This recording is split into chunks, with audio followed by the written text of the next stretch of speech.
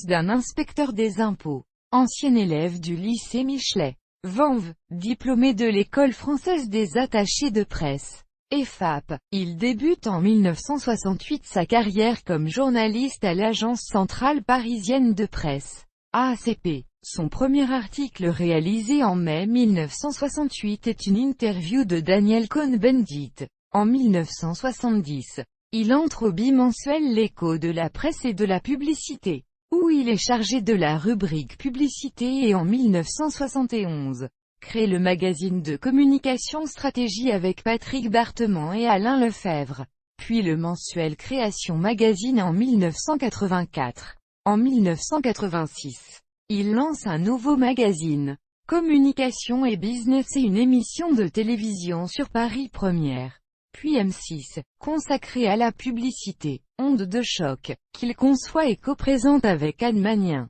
rédactrice en chef de l'émission.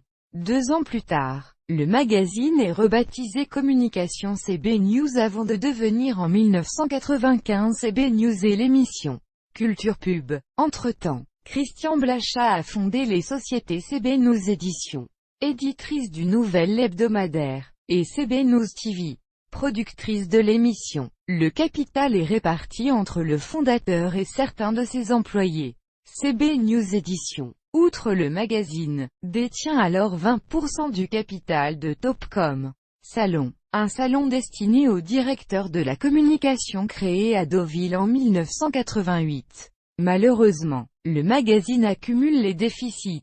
En 1989, l'éditeur britannique Haymarket Group, qui publie notamment le magazine Campaign, acquiert 49% du capital de CB News Éditions. En 2000, CB News Éditions s'associe au groupe de presse français Aguesso Communication, dirigé par Alain Lefebvre, pour se lancer sur Internet. La même année, le groupe allemand Süddeutscher Verlag, éditeur du quotidien Süddeutsche Zeitung, prend le contrôle de 50% du capital de CB News Éditions, puis de 100% en 2002. Christian Blachat reste président de l'entreprise et conserve le capital de CB News TV. En 2000, CB News Éditions et le groupe M6 lancent le magazine Culture Pub, adapté de l'émission de télévision, prévu pour être un mensuel grand public. Il ne rencontre pas le succès espéré et la parution est suspendue au bout de quelques numéros.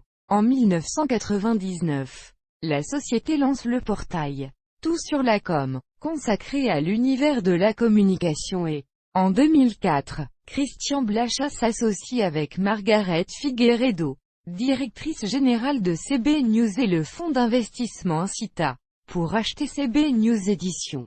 Le fondateur détient alors 35% du capital et fonde la holding Eco qui chapeaute CB News Éditions et CB News TV. Cette année-là, CB News a réalisé un chiffre d'affaires de 6 millions d'euros et emploie 42 salariés.